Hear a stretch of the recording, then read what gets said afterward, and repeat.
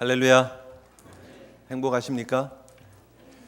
세상에 벌어지는 일들을 보면 여러 낙심할 일들이 많이 있습니다. 사건 사고도 많이 있고요. 폭발 소식도 있고 불나는 소식도 있고 탄핵 소식도 있고 여러 일들이 벌어지고 있지만 그럼에도 불구하고 그 배후에 하나님이 역사하고 계신다는 사실, 그걸 우리가 믿기 때문에 요동치 않고 흔들리지 않고 담대하게 믿음의 한 길을 끝까지 하나님 은혜 가운데 걸어가게 되는 줄 믿습니다. 우리 사랑하는 성도들, 여러분들의 삶 가운데 하나님이 함께하고 계신다, 하나님이 나와 함께하고 계신다 라는 사실을 늘 기억하시고 믿음의 담대함으로 주님 주신 평강으로 걸어가시는 귀한 성도의 복된 걸음 되시기를 주님의 이름으로 축복합니다. 대강절 셋째 주일, 12월 둘째 주일입니다. 이제 2주만 지나면 한 해가 다 마무리가 되어져 갑니다. 여러분의 한 해는 어떠셨는지요? 지나온 여러분들의 걸음들은 어떠셨는지요? 하나님 은혜 가운데 걸어온 행복하고 복된 걸음이셨습니까? 괜찮으셨습니까? 평가를 한다면 여러분의 한 해는 어떠셨는지요? 대부분 12월을 이렇게 맞이하면서 좋기도 합니다. 그죠? 한 해가 마무리되어져 가니까, 크리스마스가 다가오니까. 그런데 우리의 삶을 이렇게 돌아보면서 점검해 보면 아이고 벌써 또 1년이 지나갔네 하는 그런 마음들, 그런 반응들이 많죠. 아쉽기도 하고 또 이렇게 지나가는구나. 우리의 삶을 평가해 보면서 섭섭한 마음들이 드는 게 사실입니다. 그런데 잘 생각해 보면 그렇게 섭섭한 이유가 어디 있느냐는 거죠. 왜 섭섭하죠? 왜 아쉽죠? 2016년이 이제 저물어 가는데 여러분 아쉬운 이유가 뭔가 잘 솔직하게 여러분 자신들 한번 점검해 보십시오. 내가 아쉽고 섭섭하고 속상한 이유는 작년에 비해서 별로 나아진 게 없어서, 물질적으로 더 쪼들리는 것 같아서, 심적으로 더 부담이 느껴져서, 삶이 더 팍팍해서 그런 이유들 아닌가 하는 거죠. 내가 하나님 은혜 가운데 걸어온 이 영적 걸음에 대해서 우리가 평가하고 감사하는 그런 우리의 마음, 우리의 시선보다는요, 우리의 삶의 형편을 보고 평가하고 아이고 또 이렇게 한 해가 지나갔구나 라고 생각하는 때가 훨씬 많더라는 거죠. 그래서 괜히 섭섭해요. 아쉬워요. 괜히 내가 더 가질 수 있었던 것 같은, 더 노력한 것 같은데 왜 내 손에는 아무것도 없지를 놓고 조금 얼굴이 밝지 못한 모습들이 될 때가 있지 않느냐 하는 것이죠. 근데 여러분 잘 생각해 보십시오. 우리 삶이 그걸로 평가되어져서는 안 됩니다. 그것이 다가 아닙니다. 하나님 은혜 가운데 여기까지 이룰 수 있는 우리의 삶에 하나님의 개입하심, 하나님의 역사하심, 그리고 우리가 하나님과 동행하는 믿음의 길을 걸어가고 있다라는 사실을 영적으로 눈뜨고 보실 수 있는 저와 여러분 되시기를 주님의 이름으로 축복합니다. 이 여정이, 이 과정이 다 의미가 있는 걸음이에요. 그래서 사실 이게 소중하고 값진 날들이거든요. 근데 괜히 우리가 너무 현실적으로 우리가 겉으로 드러난 것을 바라보면서 평가하면서 낙심하고 있지 않느냐 하는 것입니다. 갈대아 우르에서 아브라함을 부르신 그 하나님께서는 아브라함에게 하나님이 복을 주시겠다고 하셨는데 그게 현세적인 복, 물질적인 복을 이야기를 하는 것만은 아니라는 것입니다. 물론 하나님께서 그런 복을 주시기도 하셨습니다. 구약 성경의 개념으로는 하나님 주신 물질의 복이 하나님의 복으로 표현되어지기도 합니다. 그러나 그것이 다가 아니라는 거예요. 아브라함의 걸음걸음 하나님이 인도하시고 그의 삶을 이끌어 가시는 것이 축복이지, 부름 받고 선택 받고 그 이후에 걸음걸음을 하나님이 인도해 주셨다가 축복이지, 그렇기 때문에 아브라함에게 소가 육축이 많았더라, 종들이 많았더라, 자손들이 있었더라가 축복이라고 국한 지을 수는 없다는 거죠. 우리도 마찬가지입니다.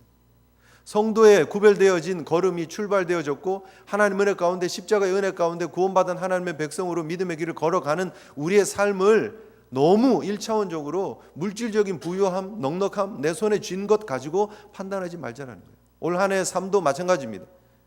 하나님 은혜 가운데 걸어온 이 한 해를 하나님의 시각으로 여러분의 삶을 바라보시고 평가할 수 있는, 그래서 여러분 지나온 모든 시간이 하나님과 함께하는 걸음이었다면 그 자체로 감사하고 그 자체로 의미 있는 걸음인 줄 믿으시기를 바랍니다.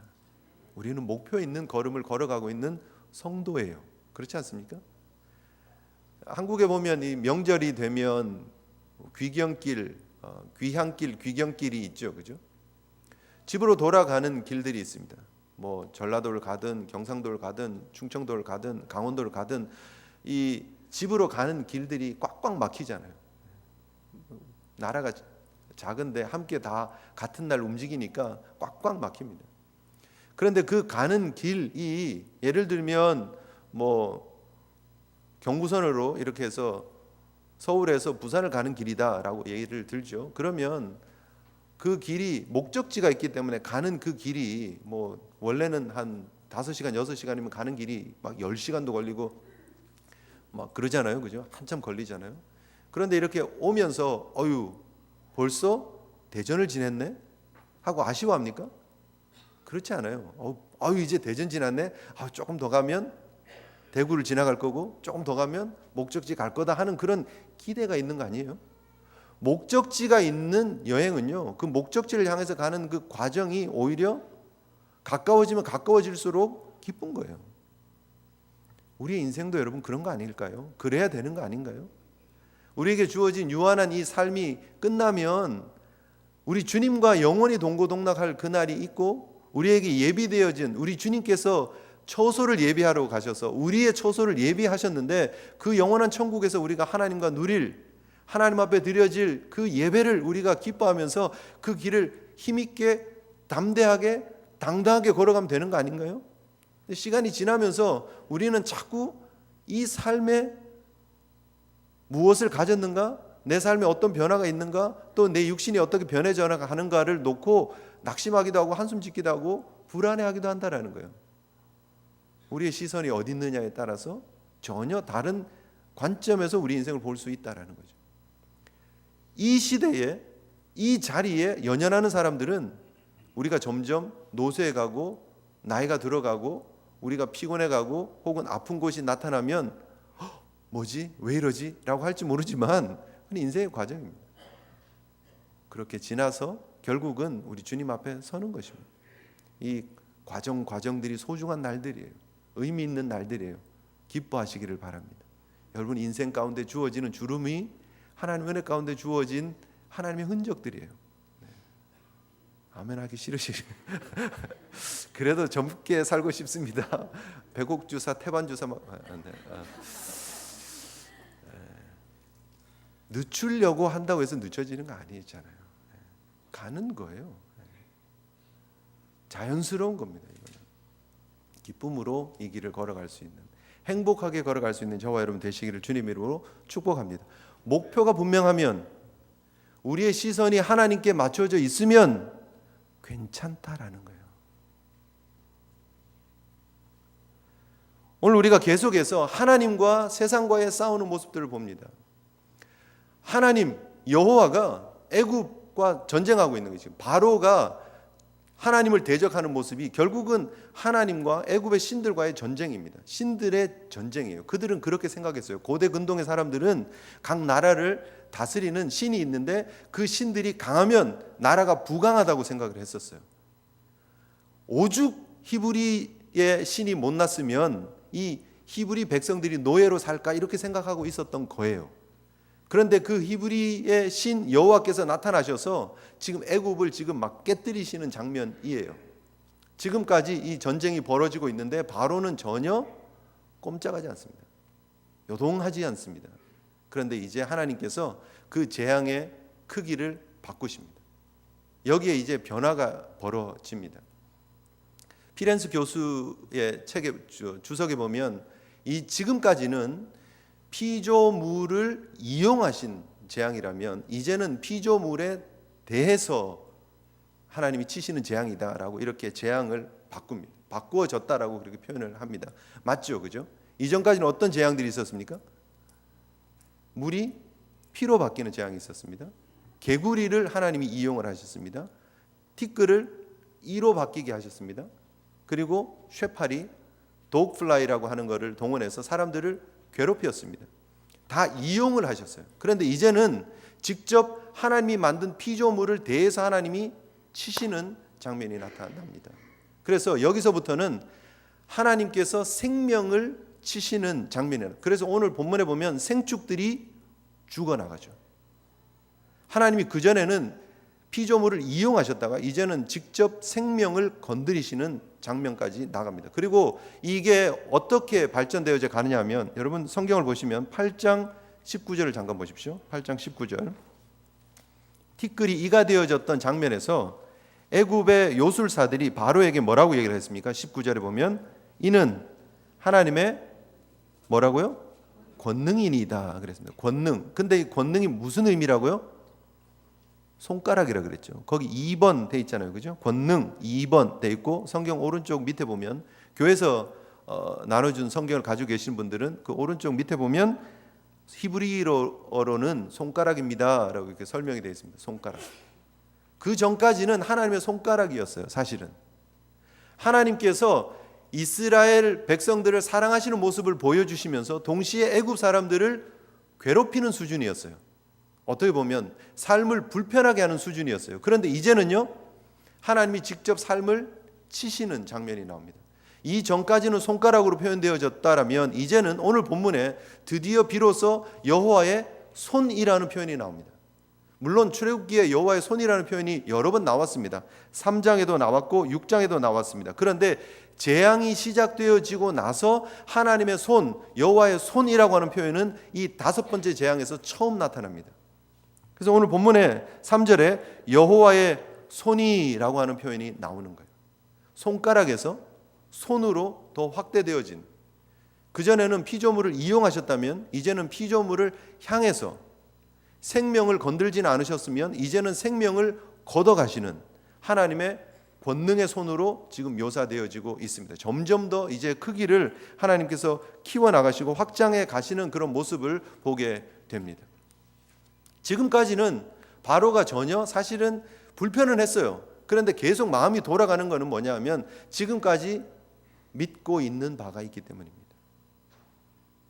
그런데 그 믿고 있는 바를 하나님이 이제 드디어 깨뜨리기 시작을 합니다. 오늘 본문에 이제 이 재앙이 3세트로 나눠져 있다라는 말씀 드렸습니다. 지금 2번째 세트의 2번째 재앙입니다. 5번째니까. 그래서 오늘 본문에 이렇게 시작합니다. 여호와께서 모세에게 이르시되 바로에게 들어가서라고 얘기합니다. 하나님께서 하나님의 일을 이루기 위해서 계속해서 하나님의 사람을 사용하시는 모습을 보게 됩니다. 지금까지는 모세도 알아요. 바로가 이 정도 가지고 굽힐 사람이 아니다라는 사실을 알아요. 그리고 이게 바로가 불편할 정도지 이게 큰일 났다라고 여길 거는 아니었어요, 사실은. 그런데 모세가 지금 들고 가는 하나님의 메시지 내용이 뭡니까? 오늘 본문에 뭐라고 얘기합니까? 네가 만약 보내기를 거절하고 억지로 잡아두면 여호와의 손이 들에 있는 가축 곧 말과 나귀와 낙타와 소와 양에게 더할 것인데 전염병이 있어서 돌림병이 있어서 다 죽게 만들겠다예요. 이거는 전혀 다른 차원입니다. 바로가 될 수 있는 것은 결국은 뭡니까? 군사력과 경제력이에요. 그게 있기 때문에 바로가 될 수 있는 거예요. 그런데 지금 그 바로의 모든 군사력과 경제력을 직접적으로 타격하시겠다라는 메시지를 지금 모세가 가지고 들어가는 거예요. 대단히 불안한 상황입니다. 바로도 지금 이제 당할 만큼 당했습니다. 독이 바짝 올라 있는 상황입니다. 이제 모세가 들어가면 바로가 잠깐 생각을 잘못하면 저 모세를 잡아 죽이면 이제는 아무 문제가 없을 거라고 생각할 수 있겠습니까? 없겠습니까? 있죠, 충분히. 저 모세가 문제야. 저 모세 입만 막으면 돼 라고 생각할 수 있다라는 거예요. 지팡이를 없애고 저 모세를 그리고 아론을 잡아서 죽이면 돼라고 생각할 수 있는 그런 상황임에도 불구하고 모세와 아론은 담대하게 이 사역을 계속해서 이루어 가고 있습니다. 하나님 나라 위에 쓰임 받고 있습니다. 여러분, 이것이 하나님의 사람들이 보여주어야 될 모습입니다. 구체적으로 어떤 모습인지 우리가 계속해서 살펴보겠습니다만 결국 이 모세와 아론은 하나님의 보내심을 받은 이 하나님의 종들은 결국 하나님만 전적으로 의지하고 살아가는 사람들이에요. 내 삶의 주인이 하나님이심을 알고 죽든지 살든지예요. 지금 바로에게 들어가서는 바로의 궁전에 들어가는 거예요. 바로의 군사 속으로 들어가는 거예요. 바로의 권력 속으로 들어가는 거예요. 그럼에도 불구하고 전진하는 거예요. 왜요? 하나님만 의지하고 있기 때문에. 오늘 본문에 바로의 군사력과 경제력, 바로가 믿고 의지하는 것을 공격하고 쳐야 되는 이런 엄청난 메시지를 가지고 모세가 들어갑니다. 그리고 결국은 하나님이 치시려고 하는 것이 무엇이냐 하면 애굽의 그 풍요로움의 절정을 치시는 거예요. 당시에 사실은 말은 군사력입니다. 뭐 두말할 필요 없습니다. 일반 백성들이 말을 가지고 뭐 레저를 즐기고 그러지 않습니다. 물론 농사를 위해서 썼다는 기록이 있기는 합니다만 거의 대부분 군사적인 목적을 위해서 말을 가지고 있습니다. 누가 가지고 있습니까? 그러면 왕이 가지고 있겠죠. 귀족이 가지고 있겠죠. 그런 사람들을 제외하고는 사실은 말을 가지는 게 아니죠. 그런데 하나님께서 이 말을 치시겠다라고 얘기를 하고 있습니다. 나귀와 낙타는 교역을 위해서 필요한 거예요. 짐을 싣고 다녀야 되는, 가까운 데는 나귀, 먼 데는 낙타. 그래서 이게 경제력을 이 무역을 하기 위해서는 이게 필요한 거예요. 소와 양은 뭐를 얘기를 합니까? 돌아다니는 이동하는 화폐예요. 눈에 보이는 화폐예요. 지금은 우리가 은행에다가 돈을 집어넣고 얼마의 재산이 있다라고 우리가 평가를 하고 돈으로 화폐로 얘기를 하지만 당시에는 소가 몇 마리 있느냐, 양이 몇 마리 있느냐가 이 사람의 재산을 측정하는 단위였어요. 결국은 이게 소는 뭐 1000불 이런 말이에요. 쉽게 말하면 양은 500불 뭐 이런 말이에요. 그런데 그거를 직접 치시겠다라는 거예요. 바로가 지금까지 버틸 수 있었던 것은 무엇입니까? 그럼에도 불구하고 내가 삶이 불편했음에도 불구하고 그래도 아직 말이 있고 나귀가 있고 낙타가 있고 소가 있고 양이 있기 때문에 괜찮다라는 거예요.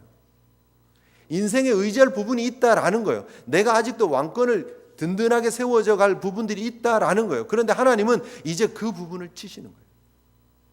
그러면서 하나님의 하나님 되심을 보여주고 있는 것입니다. 여러분 오늘 이 모습들을 우리가 잘 살펴볼 필요가 있습니다. 결국 이것을 치시면서 하나님이 주시고 있는 메시지는 뭐냐는 거예요. 우리는 성경을 대하면서 특별히 애굽에 주어진 10가지 재앙을 대하면서 우리가 생각하는 것은 애굽 사람이니까 세상 사람이니까 하나님이 이렇게 치시는 거야 라고 그들의 재앙을 그냥 구경만 합니다. 성경을 읽으면서요 이게 나를 향한 메시지라고 읽지 않습니다. 그냥 하나님을 대적하는 바로에게 하나님이 재앙하신 거야, 하나님이 심판하신 거야 라고 보고 있습니다. 그런데 결국 이 모습이 이 바로에게 주어진 이 재앙이, 애굽에게 주어진 이 재앙이 이스라엘을 향한 메시지였다는 사실 우리가 기억해야 합니다. 그리고 오늘날 우리를 향한 메시지라는 사실도 기억해야 합니다. 하나님께서 이 모든 과정을 통해서 하나님이 보여주시려고 하는 것이 무엇이라고요? 하나님의 하나님 되심이에요. 그런데 이스라엘 백성들은 이 재앙을 보면서 하나님을 하나님으로 제대로 알지 못했어요. 무슨 말이냐면 하나님을 그저 재앙을 내리시는 하나님, 나에게 도움이 되시는 하나님, 나를 그저 구원하시는 하나님, 나에게 좋은 것을 주는 하나님으로만 생각해요. 나에게 유익이 되는 하나님, 나에게 부유하게 하시는 하나님, 나에게 평안한 삶을 제공하시는 하나님으로만 하나님을 알아요. 하나님이 원래 원했던 것은 뭐라고요? 하나님과의 관계였어요. 너는 내 백성이 되고 나는 너의 하나님이 되는 것, 그 관계를 하나님이 원하셨어요.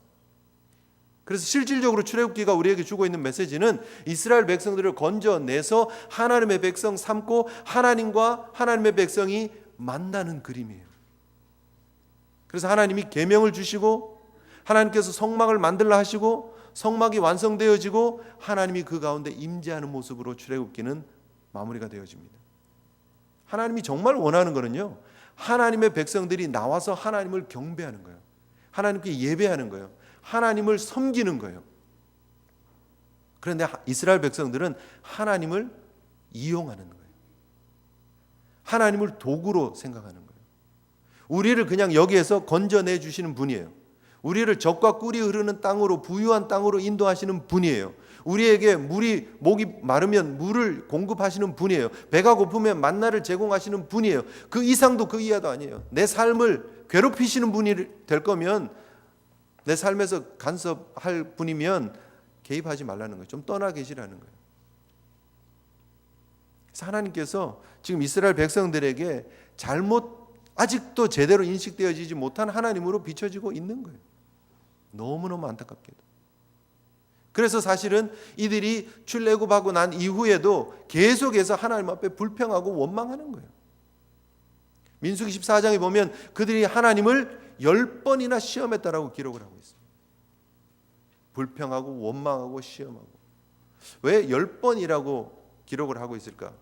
민수기 14장에 10가지 재앙을 애굽에 내렸음에도 불구하고 바뀌지 않았던 그들의 모습들을 이스라엘 백성들이 반복적으로 그대로 답습하고 있는 모습 아니냐는 거죠. 자세히 생각해 보면 우리의 모습 속에도 반복적으로 이 10가지의 시험, 하나님을 시험하는 모습들이 우리 가운데 반복되어지고 있지 않느냐는 거예요. 마치 바로가 이 말과 나귀와 낙타와 소와 양만 있으면 내 권력은 유지가 되라고 생각하고 그것만 의지하고 있었던 것처럼, 그런데 하나님은 그거를 치셨어요.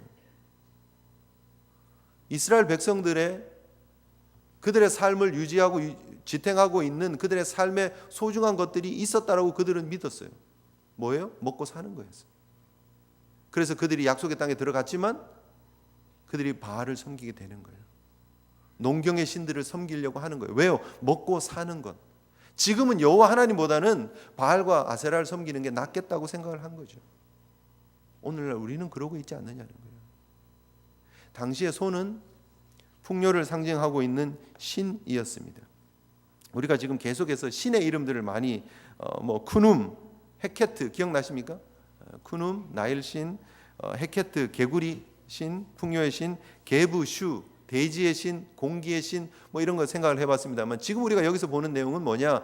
결국은 바로를 바로되게, 애굽을 애굽되게 풍요롭게 했던 것이 뭐라고 그들이 믿었느냐 하면은 하토르라고 하는 소의 형상을 믿었어요.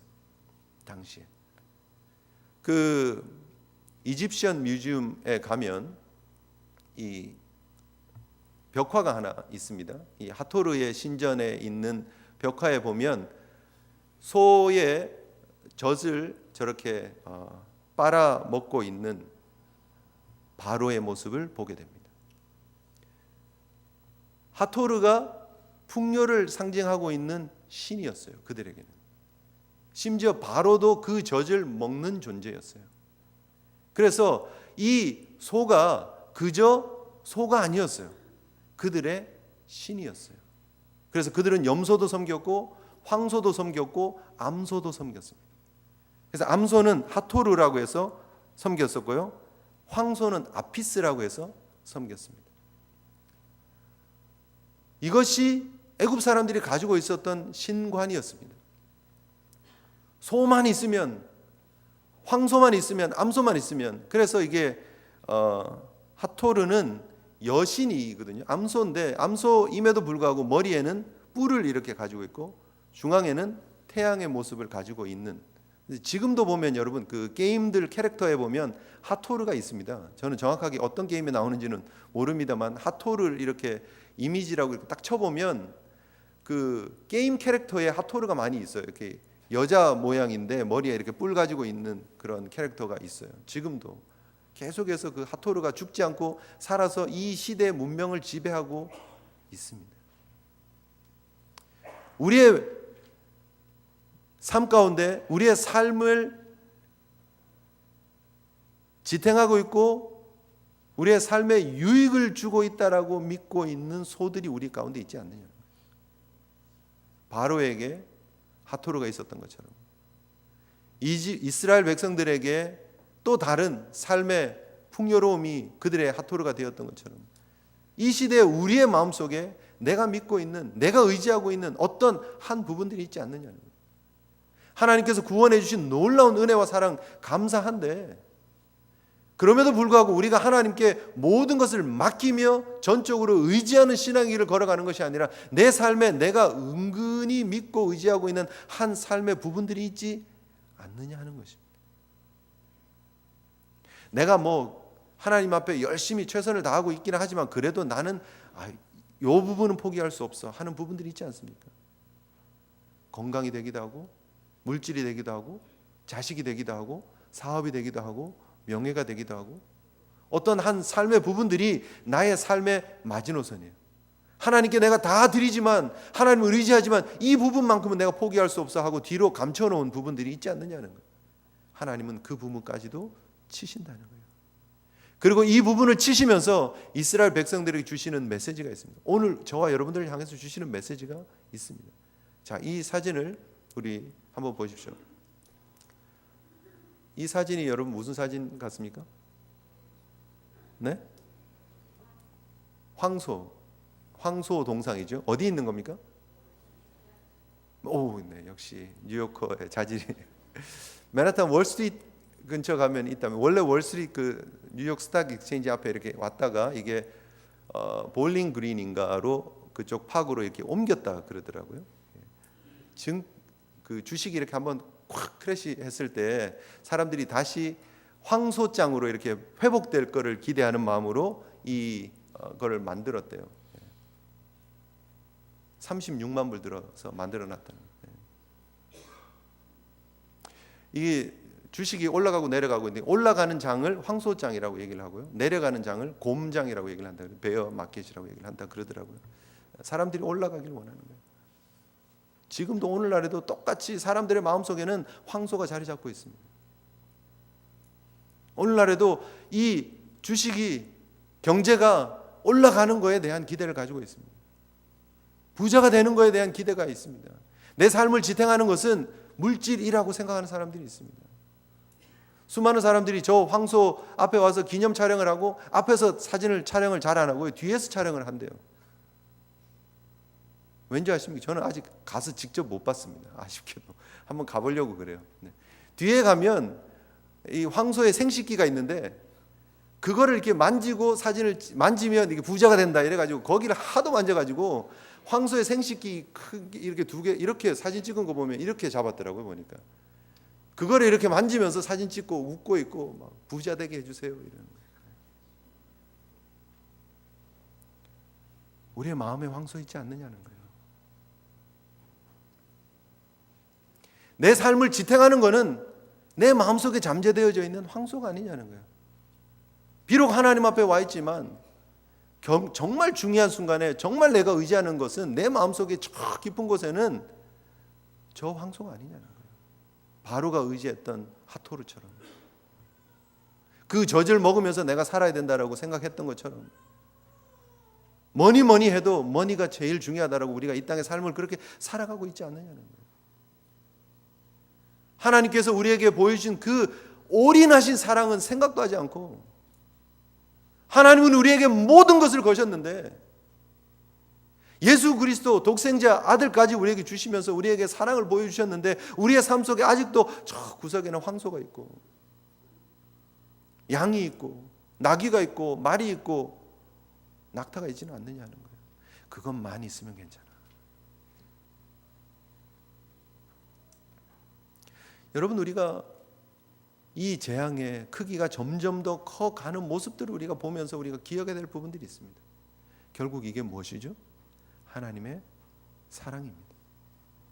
애굽을 향해서 더 큰 심판을 내리면 내릴수록 하나님의 사랑의 크기가 점점 더 크다라는 거예요. 이런 하나님 되심을 보여주시면서 이스라엘 백성들의 하나님 되시려고 하는 하나님의 마음들을 여러분 느끼시고 계십니까? 세상을 향한 하나님의 심판의 크기가 더 크면 클수록 하나님의 사랑이 더 크다는 사실을 여러분 느껴지십니까? 예수 그리스도께서 당한 고난이 고통이 더 크게 느껴지면 느껴질수록 우리를 향한 하나님의 사랑이 더 크게 느껴질 수밖에 없다라는 거예요. 주님의 십자가 지심, 아니 주님의 이 땅에 성육신 하시고 오시는 이 사건이 더 크게 느껴져야만 한다라는 거예요. 애굽을 향해 치신 하나님의 손, 여호와의 손의 크기가 크게 느껴지셔야 된다. 바로 그것이 하나님의 우리를 향한 사랑이기 때문입니다. 여러분, 주님의 고통당하는 영상들 여러분 보신 적 많으시죠? 패션 오브 크라이스트 보셨습니까? 저는 솔직히 말해서 제대로 처음부터 끝까지 본 적이 없습니다. 아니 못 보겠습니다. 물론 틀어놓게 됐었습니다. 보기는 봐야지. 그런데 주님이 고통당하는 장면만 나오면 눈을 못 뜨겠어요. 언젠가 제가 클립을 잘라서 우리 성도들과 함께 본 적이 있습니다. 보시죠 하고 저는 저기 앉아 있었습니다. 그런데 그 짧은 클립이 진행되어지는 그 몇 분을 눈을 뜰 수가 없었어요. 왜요? 너무나 큰 그 고통과 그 심판의 크기가 느껴졌어요. 우리 주님께서 당해야 하셨던 그 십자가의 무게, 그 형벌의 크기가 너무 큰 것 같아서 그것이 다 나 때문이어서 그래서 도저히 눈을 뜨고 영상을 볼 수가 없었습니다. 여러분, 이 심판의 크기가 더 커져가는 이 모습들을 바라보면서 하나님의 사랑의 크기를 느낄 수 있는 저와 여러분 되시기를 주님의 이름으로 축복합니다. 우리를 위해 이 뒤에 다른 것을 남겨두지 않고 대책을 남겨두지 않고 하나님의 유일한 독생자 예수 그리스도를 우리를 위해 보내신 그 하나님의 올인하신 하나님의 사랑을 우리가 기억하면서 우리도 하나님 앞에 우리의 삶을 전적으로 맡기는 믿음으로 걸어가는 저와 여러분들의 걸음이 되어야 될 줄 믿습니다. 내 마음속에 황소가 있지는 않는지, 내 마음속에 아직도 의지하고 있는 다른 어떤 것들이 있지는 않는지 돌아볼 줄 아는, 그래서 하나님 앞에 전심으로 나가 온전히 주님을 섬기고 예배하는 저와 여러분들 되시기를 주님의 이름으로 축복합니다. 우리 함께 하나님 앞에 결단하면서 기도했으면 좋겠습니다. 그럼에도 불구하고 애굽의 생축과 이스라엘의 생축을 구별하시고 구원하신 하나님, 그 가운데 하나님의 은혜를 베푸신 하나님, 재앙의 크기가 커진 만큼 하나님의 사랑의 크기도 더 커졌던 사실을 우리가 기억하면서 하나님 바로 그 사랑이 십자가를 통해서 우리에게 나타났고 우리에게 적용되어진 하나님의 사랑임을 기억하며 믿음으로 하나님, 그 하나님 의지하며 그 하나님 바라보며 우리도 온전히 이 길을 걷겠습니다. 다짐하는 귀한 시간 되었으면 좋겠습니다. 하나님, 이제는 뒤돌아보지 않도록, 이제는 더 이상 세상과 하나님을 저울질하지 않도록 온전한 마음으로 주님만 바라보며 나아갈 수 있는 저희들 될 수 있게 해달라고 결단하며 나아가는 시간 되었으면 좋겠습니다. 함께 기도하시겠습니다.